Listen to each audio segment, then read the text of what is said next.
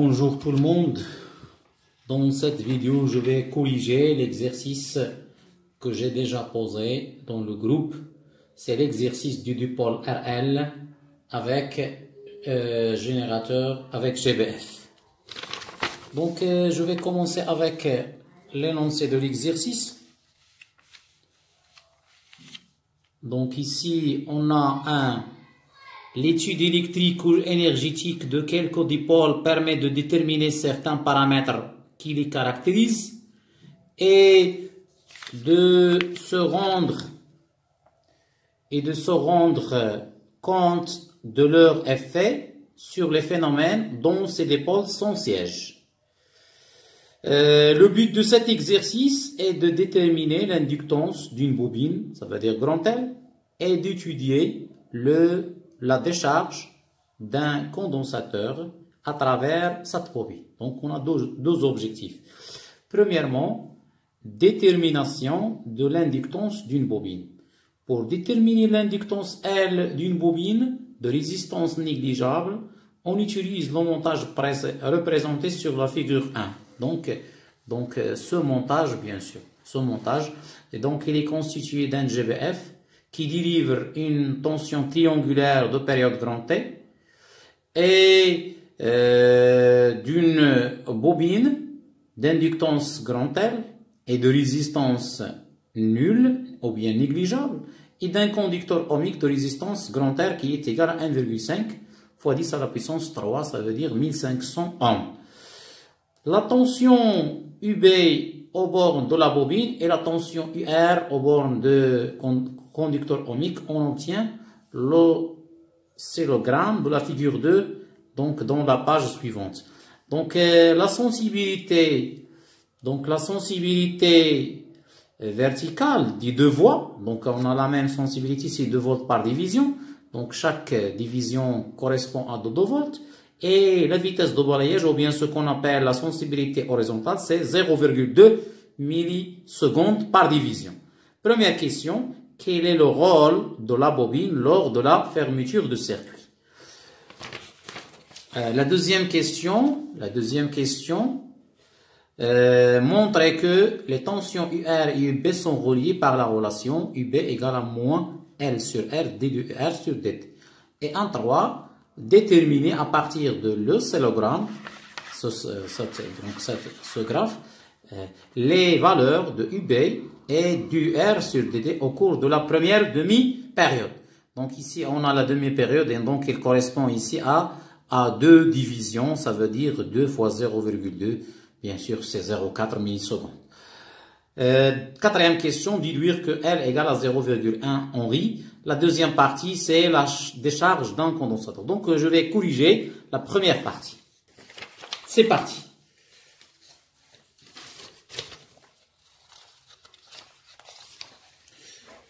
Donc, première partie.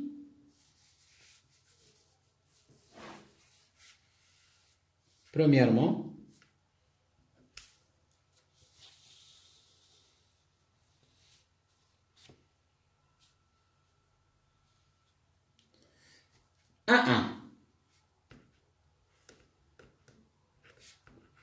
le rôle de la bobine.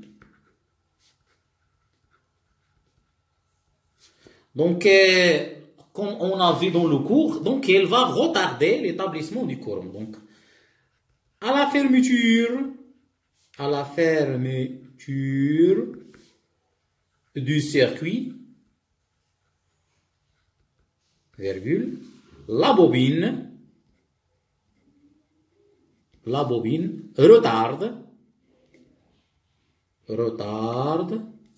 l'établissement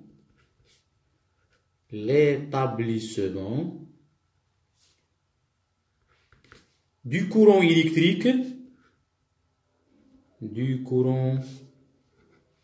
électrique dans la branche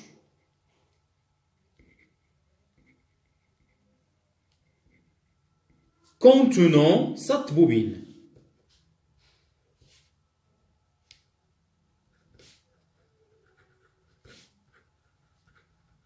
Donc, voilà.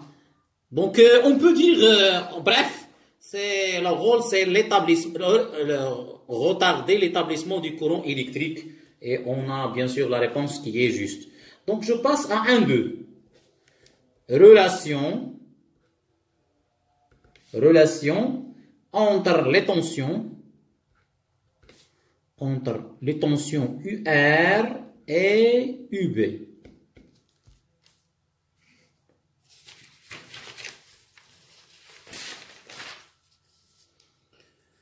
Donc, on a, d'après la loi d'Ohm, à quoi est égal UMB. Donc, je vais vous montrer sur la... Donc cette tension, voilà le point M, et voilà le point, on va l'appeler le point, par exemple, B. Donc, cette tension, c'est UMB. Quelle est la relation entre UMB et UR? Bien sûr, on regardait ces deux tensions ont deux sens opposés. Donc, on peut dire que UMB égale à moins UR, ou bien UR égale à moins UMB. C'est clair? Donc, ici, cette tension, c'est l'opposé de celle-là. Donc, ici, on a grand R fois I, or UMB égale à moins UR.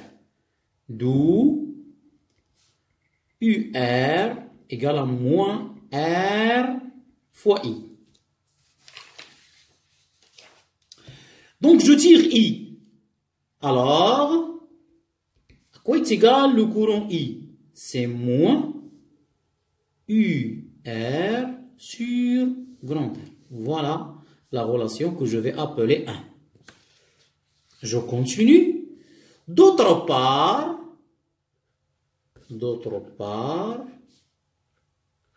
on a à quoi est égal UB, la tension aux bornes de la bobine. C'est L D de I sur D de T.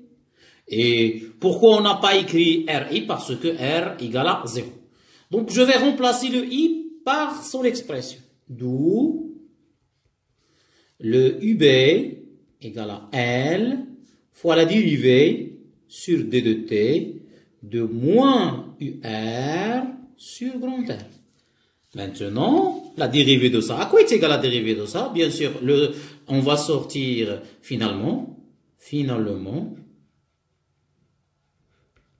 on va faire sortir le signe moins. Donc, on écrit UB égale C moins L et on va sortir 1 sur L. Donc, on trouve L sur R. Il ne reste quoi? La dérivée de UR sur D de T, bien sûr, c'est la relation cherchée ou bien la relation demandée. Voilà, donc on peut appeler ça l'équation 2, si vous voulez, bien sûr. 1-3, détermination de UB et du UR sur 2 de T. Voilà, maintenant, donc, je vais travailler sur le graphe. Voilà le graphe. Donc, je vais travailler sur le graphe, bien sûr, et en utilisant la sensibilité. La sensibilité, elle est là. C'est 2 volts par division. Donc ici, à partir de cette relation, UB égale à moins L du R du D de T. Donc, on remarque que UB, elle est constante. Donc, c'est le rectangulaire. Donc là, je vais travailler sur la moitié. Donc, je vais travailler sur T1 sur 2. Donc, regardez ici, la tension, elle est là. Donc, il est en bas. Voilà le 0. On peut considérer le 0 ici. Donc, c'est une division, mais en bas. Donc, puisque en bas de l'axe, donc l'axe qui est horizontal, donc c'est moins 1. Donc, c'est bien sûr moins 2 volts. Donc, graphiquement, on peut dire graphiquement, UB égale moins 2 volts. Et, bien sûr, pour calculer du UR, donc, et du UR sur D de T, n'est que le coefficient directeur. Non, c'est delta UR sur delta T. Donc, je vais utiliser, bien sûr, deux points. Donc, alors, du UR sur D de T égale. Donc, ici, je vais utiliser deux points. Voilà le point, par exemple, le point. Donc, parce que je travaille sur T sur donc je travaille, ici, c'est le point A, et ici, c'est le point B. Donc, et le coefficient directeur, bien sûr, c'est, donc, c'est le X ici, c'est Y ici, c'est 6. Mais faites attention, ici, c'est moins 6. Donc, 6 moins 6. Et pour le temps, ici, c'est 0 pour ce point. Et ici, c'est 2. 2 divisions. 1 et 2. Donc, puisqu'on a 2 divisions, donc c'est, bien sûr, 4 millés ce 0,4. Donc, je remplace ici. Donc, je prends 6 moins 6 sur 0,4 fois 10 à la puissance moins 3 moins 0. Donc, après tout calcul fait, soit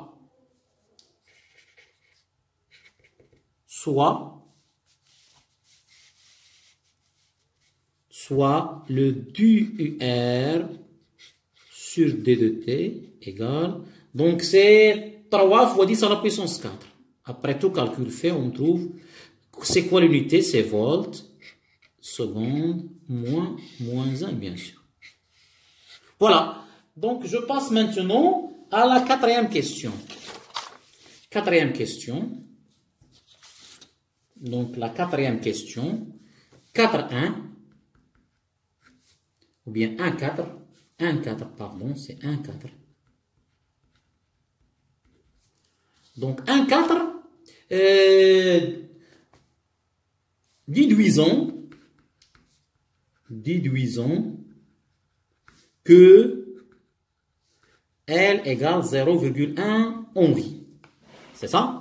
Donc, je vais utiliser la relation qu'on a démontrée.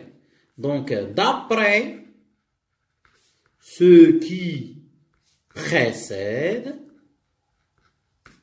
on a démontré que UB égale à moins L sur R fois la dérivée de UR sur D2 de T. Donc, on a calculé DUR sur DT, on a calculé EB, et on a R, donc c'est facile de déduire L. D'où, quoi est égal L? Donc, c'est moins, voilà le signe moins. Donc, c'est UB fois R sur la dérivée de ER sur D de T. C'est ça? Voilà. Donc maintenant, application numérique, L égale le moins. Donc on a trouvé moins 2 volts. R c'est 1,5 fois 10 à la puissance 3. Et ici on a trouvé 3 fois 10 à la puissance 4. Soit, donc si je fais le calcul, je vais obtenir là le résultat. Donc L égale, c'est 0,1 Henri, bien sûr. Très bien. Maintenant, je passe à la deuxième partie. Donc, la deuxième partie, décharge d'un condensateur dans une bobine. On réalise la décharge dans un condensateur. Donc, bien sûr, donc la bobine est là, l'inductance 0,1. Dans deux cas. Le premier cas, on utilise un condensateur de capacité initialement chargé sous la tension U0. On note Q de T, la charge du condensateur à l'instant T. Établir l'équation différentielle, vérifier. Donc, voilà le schéma. Donc, le schéma, c'est LC. Donc, c'est le circuit idéal LC. Donc, 2,1. Premier cas, circuit LC idéal. Circuit LC idéal. 2, 1, 1. équation différentielle vérifiée par Q de T, la charge Q de T. Donc c'est facile, donc toujours l'équation différentielle, elle est déterminée à partir de la loi d'additivité de tension. Donc d'après la loi d'additivité de tension, on écrit, on a UB plus UC égale 0. Pourquoi le 0? Parce qu'on n'a pas de générateur. D'où, quoi est égal UB? C'est L D de I sur D de T. Et quoi est égal UC? C'est Q sur C égale à 0. Or, quoi est égal le I? I égale à le D de Q sur D de T. C'est le premier cours de RC. Implique, je dérive maintenant D de I sur D de T égale la dérivée seconde sur de Q sur D de T. D'où L, la dérivée seconde de la charge par rapport au temps, plus Q sur C égale 0. Finalement,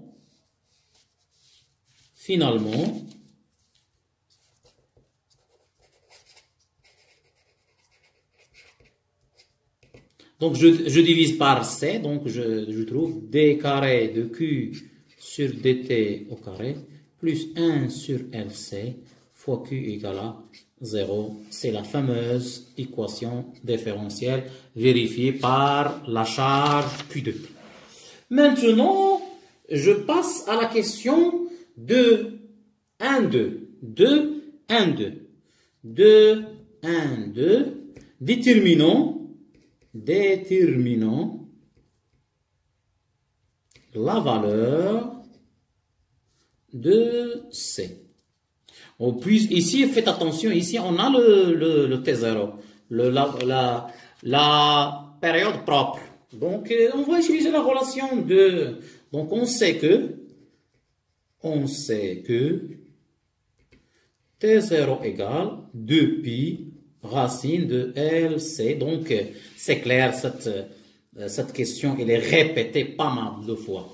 D'où T0 au carré est égal à 4pi au carré LC implique le C égale T0 au carré sur 4pi au carré fois L. C'est la relation qui va nous permettre de calculer, bien sûr, la capacité C. Maintenant, application numérique. Application numérique. C égale, donc c'est 2 fois 10 à la puissance moins 3, parce que c'est en millisecondes au carré, sur 4 fois 10 fois 0,1. Soit, donc après tout calcul fait, on trouve que C égale 10 à la puissance moins 6 farad, ou bien 1 microfarad. Donc, deuxième cas. Deuxième cas, bien sûr, circuit RLC. Donc, le deuxième cas, c'est le circuit RLC. Maintenant, on utilise le condensateur précédent de capacité C initialement chargé sous une tension U0 égale 6. Donc, voilà le 6, il est là. Et on l'associe à la bobine précédente montée en série avec un conducteur ohmique de résistance R réglable. Réglable, faites attention, réglable, ça veut dire on peut changer sa valeur. Et on a un interrupteur ouvert. On règle la résistance du conducteur ohmique sur la valeur R0 et on ferme le circuit à l'instant T égale à 0 à l'aide d'un système d'acquisition d'informatique. On suit la tension issue de T entre les bornes du condensateur. On tient le graphe suivant. Donc, il est clair ici que l'amplitude diminue au cours du temps. Donc, bien sûr, Pourquoi? Parce qu'on a la présence de la résistance dans le circuit. Donc, il s'agit de quel régime? Bien sûr, c'est le régime pseudo-périodique. Je rappelle ici qu'on a les trois régimes d'oscillation. On a le régime périodique, on a le régime pseudo-périodique et on a le régime apériodique. Donc, bien sûr, ça dépend de la résistance du circuit. Donc, la première question, donc 2, 2, 1, 2, 2, 1. Donc 2, 2, 1. Ce régime est appelé,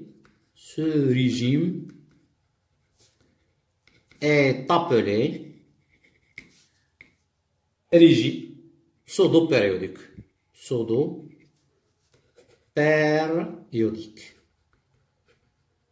Très bien. 2, 2, 2. Calculons maintenant la deuxième question. Calculons l'énergie totale. Calculons l'énergie totale à l'instant du circuit, bien sûr. Du circuit à l'instant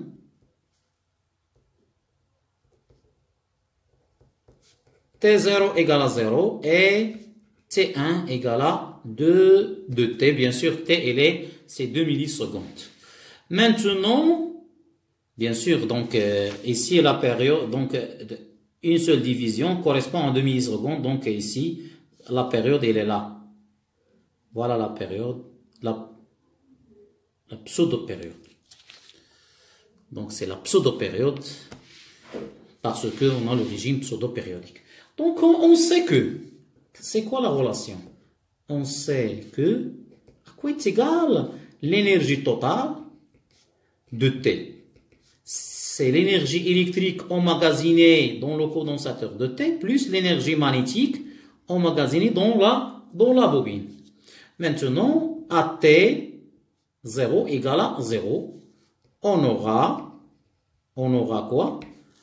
On aura E total de 0 égale à l'énergie électrique de 0 plus l'énergie magnétique de 0.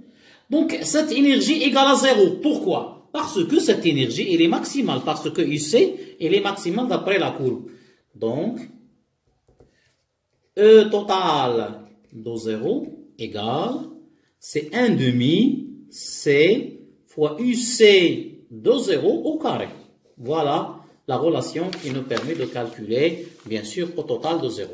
Application numérique, au total, ou bien on va l'appeler E0, égale, c'est 1 demi fois 10 à la puissance moins 6 fois 6 au carré.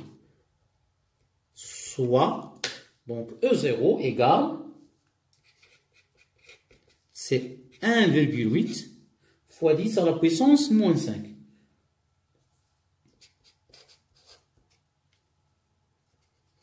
C'est quoi l'unité? C'est en joules, bien sûr. Maintenant, à T égale à 2T. À T égale, T1 égale à 2T. C'est combien de T? C'est 4 millisecondes, bien sûr. On a, regardez ici, 2T. Voilà le T, voilà le deuxième T. Donc, regardez ici, bien sûr, la tension, elle est maximale. Et puisque la tension, elle est maximale, donc le courant, il est nul. On a E1 égale 1 demi C fois UC au carré de T1. Application numérique. E1 égale 1 demi fois 10 à la puissance moins 6 fois. Quelle est la valeur ici? Quelle est la valeur ici? Donc, ici, il est là, c'est 4. Donc, 2, 4. Donc, fois 4 au carré. Soit, donc, on trouve E1, c'est bien sûr 8 fois 10 à la puissance moins 6 joules. Voilà l'énergie. Donc, je passe à la dernière question. 2 3. 2 de 3. Déterminant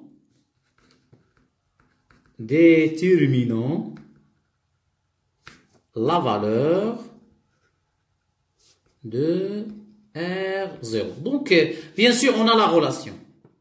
On a à quoi est égal ln de E0 sur E1. Donc, c'est R0 qu'on cherche sur L, facteur de T1 moins T0. Donc, d'où R0, c'est L fois ln de E0 sur E1 sur T1 moins T0. C'est facile cette question, malgré elle est la dernière. Application numérique R0 égale, donc c'est 0,1 fois ln de 1,8 fois 10 à la puissance moins 5 sur 8 fois 10 à la puissance moins 6 sur T1, c'est 4 millisecondes, donc c'est 4 fois 10 à la puissance moins 3. Après tout calcul fait, on trouve c'est R0 égale, c'est à peu près égal, c'est 20,27 ou bien 20,3. Oh, bien sûr, c'est la fin de cette vidéo. Merci. Bien sûr, je vais laisser l'exercice en description. Donc, à la prochaine vidéo.